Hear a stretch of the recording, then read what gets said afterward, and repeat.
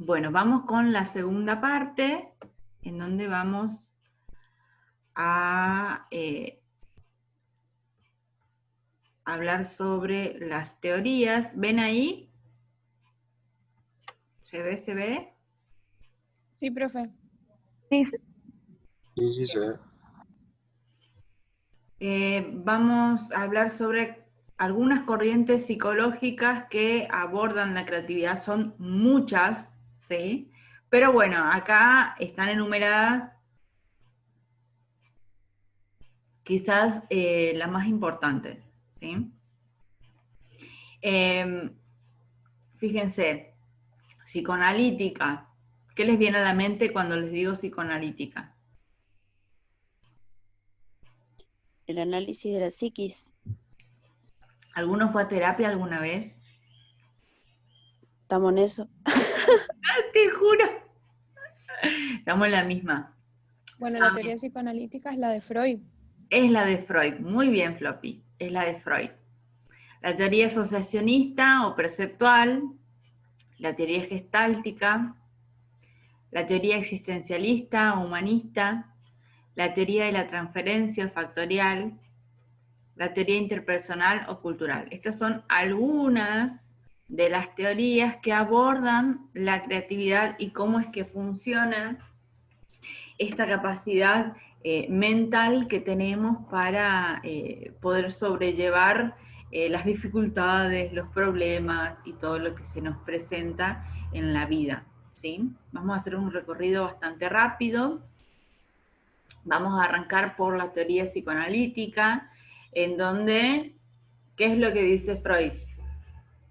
Nosotros funcionamos con la sublimación, ¿sí? Lo que hacemos es sublimamos todos nuestros impulsos sexuales, porque según él, nosotros estamos motivados todo el tiempo por nuestra libido, y entonces, para poder ser creativos, nosotros tenemos que ir a nuestro inconsciente, ¿sí?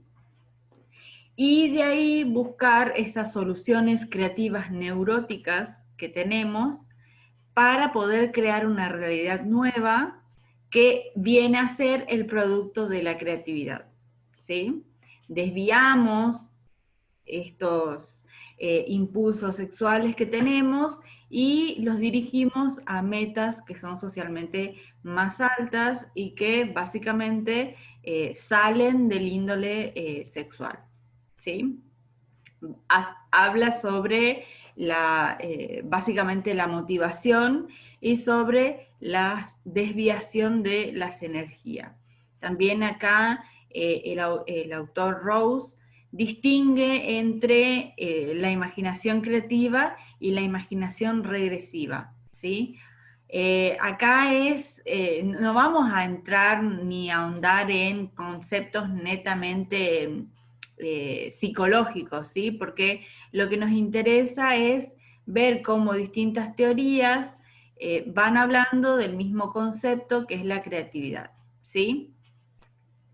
Díganme si algo no se entendió o algo quedó en el tintero y volvemos, ¿sí? En la teoría asociacionista o perceptual, Megnick habla de una transformación de los elementos, ¿sí? Y que habla de estas nuevas combinaciones que responden a una exigencia específica y que de alguna manera pueden resultar útiles. Fíjense lo que les decía hoy con el tema de la metáfora. Esta combinación de elementos para poder crear una nueva resignificación. Este autor, desde esta teoría asociacionista, habla de las posibles combinaciones que se dan entre las ideas. Y dice que cuanto más alejadas estén estos elementos, esta combinación va a ser mucho más novedosa, mucho más creativa. Y dentro de los tipos de asociación creativos que se dan dentro de la teoría, asociacionista o perceptual, aparece el término de serendipity. ¿Ustedes alguna vez vieron esta película? Hay una película que se llama así, Serendipity. ¿Alguno? No. ¿Nunca No. vieron? Es sobre una pareja.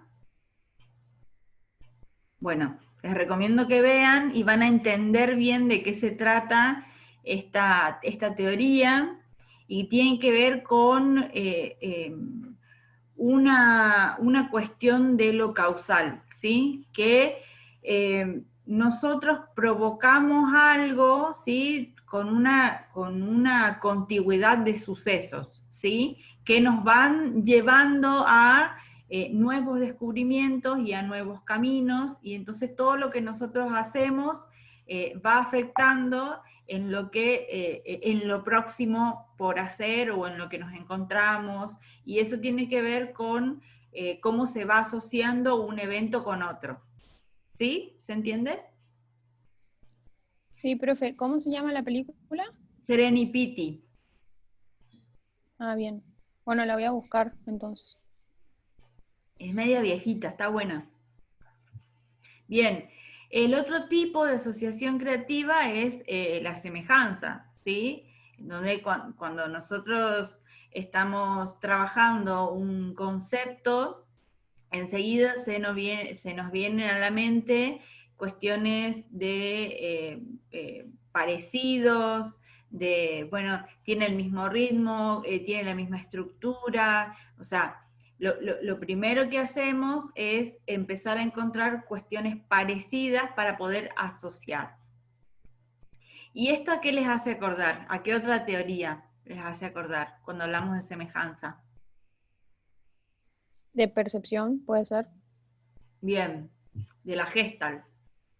Sí, Y después el otro tipo de asociación es la mediación a través de símbolos, ¿sí? Que nuestra mente va asociando a través de símbolos de idea en idea, ¿sí? Y esto tiene que ver mucho con todo lo que siempre hablamos, con nuestras experiencias, con nuestro vocab personal, que cuando nosotros estamos trabajando una idea, sí o sí la tenemos como dentro de nuestro cerebro, como en unas cajitas, como una representación, ¿sí? Como un símbolo. Y entonces ese símbolo está cargado de ideas, de muchas cosas, digamos, que hemos vivido durante toda nuestra vida, y eso hace que nosotros podamos asociar a través de los símbolos y nos puedan conducir a nuevas ideas, ¿sí?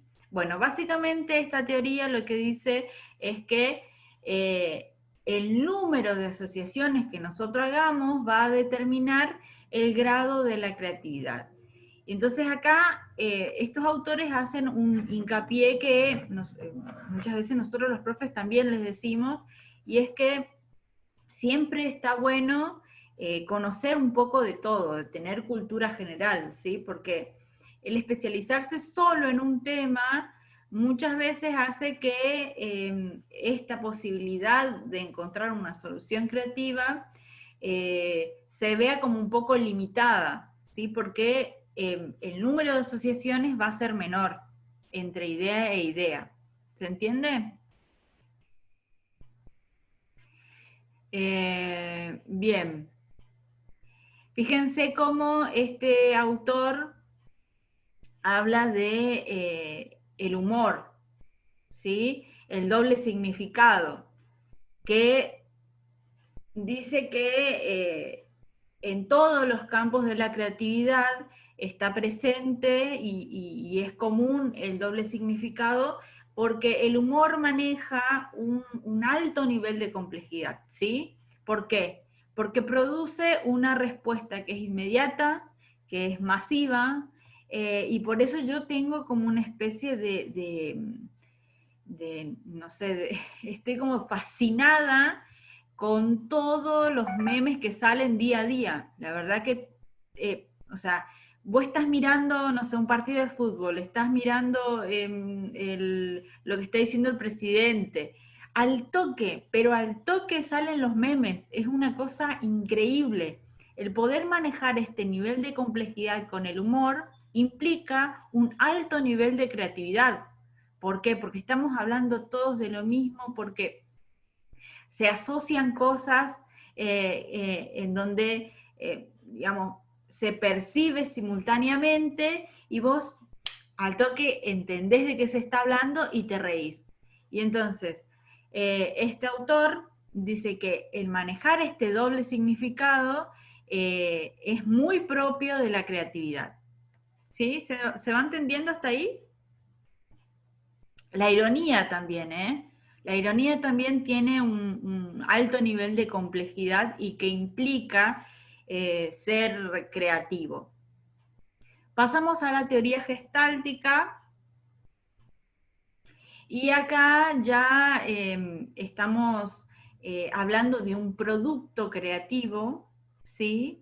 En donde se dice que estas soluciones creativas a veces se pueden dar por un azar, por una especie de encuentro fortuito que se da entre elemento y elemento, o también puede haber un proceso de pensamiento que este individuo puede hacerlo sistemáticamente y en donde esta visión efectiva le puede dar como una especie de equilibrio y armonía para poder entender el problema y buscar una solución, ¿sí?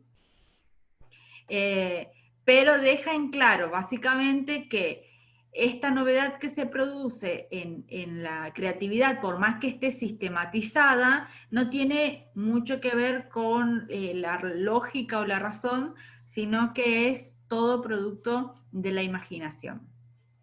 Después pasamos a la teoría existencialista humanista, y bueno, y acá ya se empieza a centrar un poco más en cómo es que el individuo encuentra su mundo, cómo es que comprende su entorno, cómo es que se relaciona con los que los rodean, y entonces habla de que esa intensidad en la que vive el individuo hacia adentro y hacia su contexto, es lo que condiciona el grado de creatividad. Por un lado dice, la creatividad puede ser un producto de que el individuo goce de una salud emocional totalmente ideal, ¿sí? En donde este individuo pueda ser receptivo, esté dispuesto a este encuentro con este momento de iluminación creativa. O por otro lado, también puede ser que haya una satisfacción en la necesidad de comunicarse con el entorno, ¿sí? ¿Se entendió esta parte?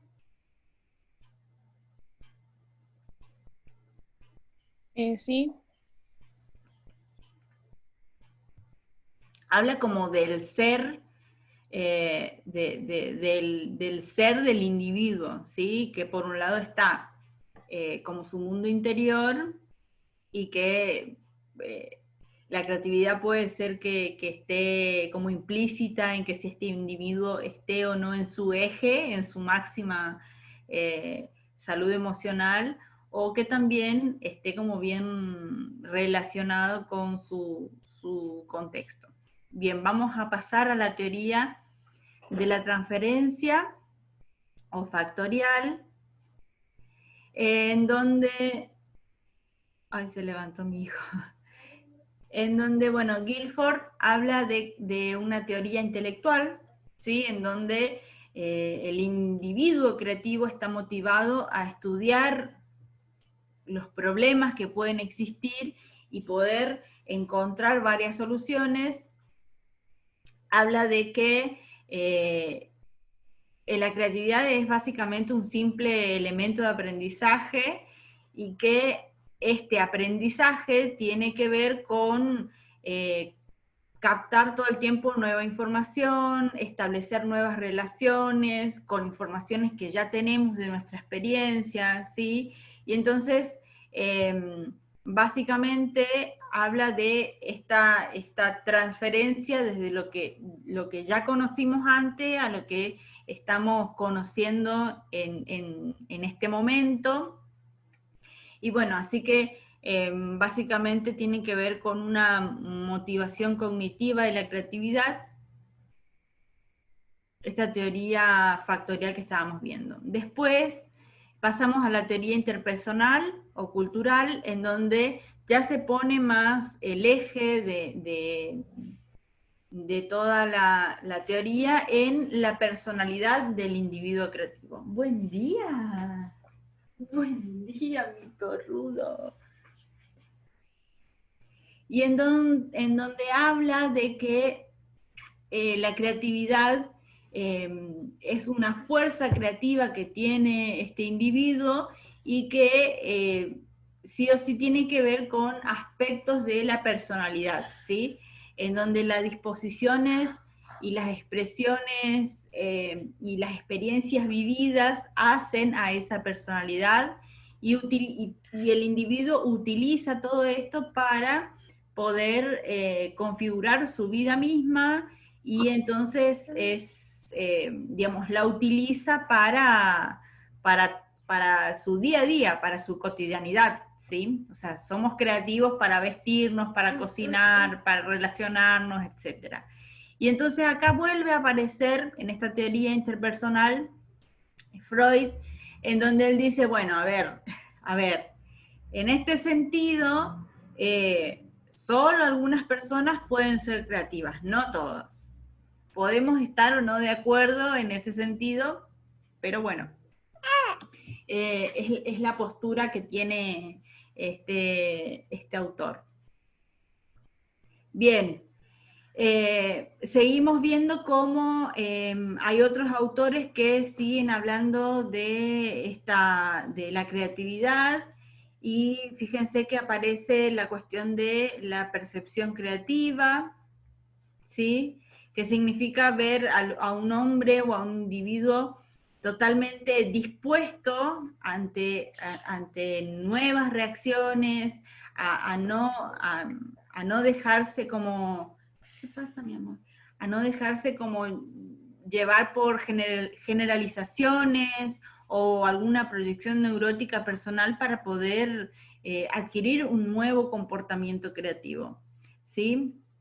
Fíjense acá en este último autor, en donde habla que la condición es que el individuo perciba el entorno sin prejuicios, ¿sí?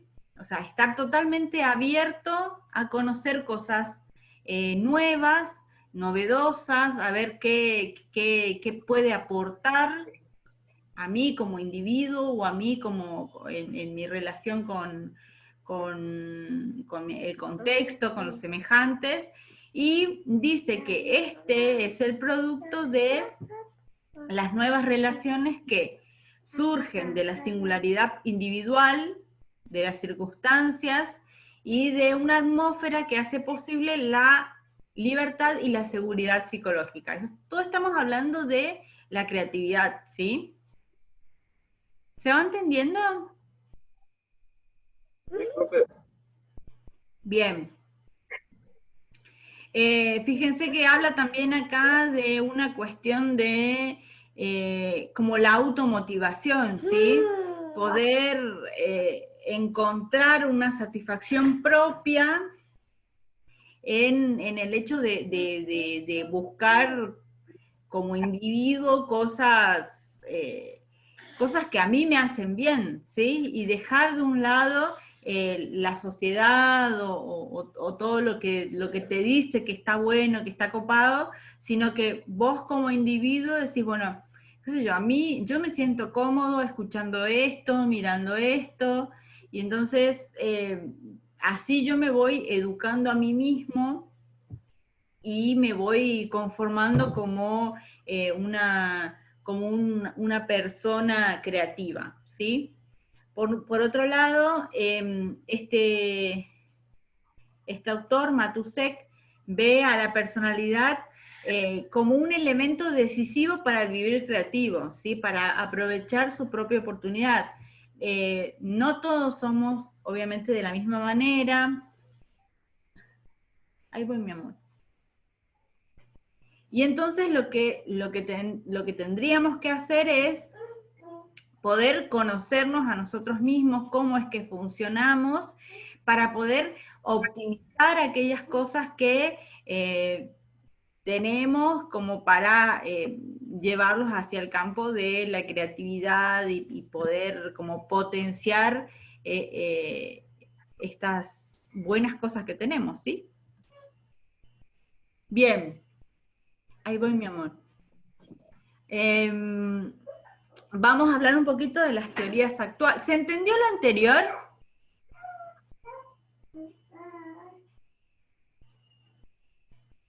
Sí, ¿Chicos? sí. Vamos a hablar un poquito sobre las teorías actuales. Fíjense cómo proponen ya modelos, ¿sí? Modelos, sistemas, propuestas que tienen que ver con ya como lo más cercano a lo que hoy conocemos como el proceso de diseño. ¿Se acuerdan que yo les dije? Que a mí me hace acordar muchísimo a cómo es que los autores de diseño proponen, ay, nos estamos quedando sin tiempo de vuelta, proponen estos procesos. Bien, vamos directamente a Mihaly Csikszentmihalyi, que es este segundo autor, que yo les voy a dejar el apunte en el grupo y en el aula, en donde propone un modelo de sistemas que para mí es como muy importante poder entenderlo, porque habla de esta interacción que se da entre el individuo creativo, el dominio y el campo. ¿Se acuerdan que esto ya vimos un poquito en la primer clase? ¿Se acuerdan? Bien, sigo. Y después vamos a leer un poco también Stenberg y Lubac, en donde ya hacen como una especie de análisis de la personalidad creativa, de cuáles son estas capacidades intelectuales de conocimiento que tiene el individuo creativo, cuáles son los estilos de pensamiento, la motivación, el ambiente, que hacen a una persona creativa.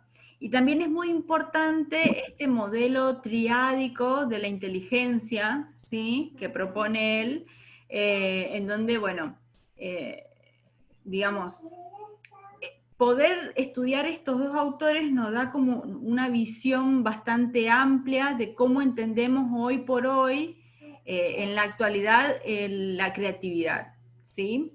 Poder conocernos a nosotros mismos como personas creativas, sobre cómo funciona nuestra personalidad, nuestro modo de proceso, está bueno después para poder optimizarlo y ganar tiempo a la hora de encontrarnos con algún problema de diseño o algún problema de otro tipo, ¿sí?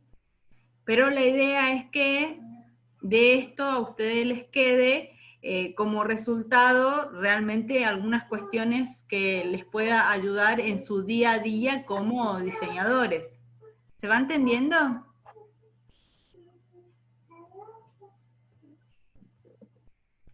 Sí, profe, por ahora sí. Bien. En la próxima clase vamos a analizar ejemplos, vamos a hablar bastante sobre esta cuestión de el traslado de los elementos, de cómo es que se resignifican las ideas, los símbolos, y bueno, les voy a pedir que busquen algunos afiches que a ustedes les parece que manejaron. Puede ser o buenos ejemplos o malos ejemplos. Podemos analizar como esas dos partes, ¿sí? Vamos a dedicarnos como a analizar cómo es que manejaron los elementos y qué es creativo y no es creativo y por qué. ¿Sí? Bien, preguntas, dudas.